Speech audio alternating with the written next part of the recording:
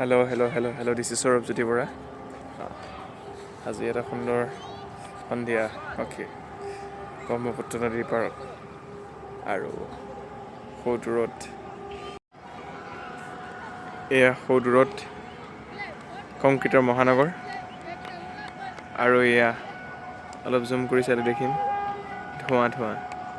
এই জীৱনৰ চৰম সীমাই সেয়া দূৰৈত ভূতনাথ শ্মশান, য'ত জ্বলি আছে হয়তো একেলগে পাঁচখনমান চিতাৰ সৈতে হয়তো মানুহৰ জীৱনৰ চৰম অন্তিম পৰ্যায় সেইটো, যাক লৈ আমি অহংকাৰ কৰোঁ।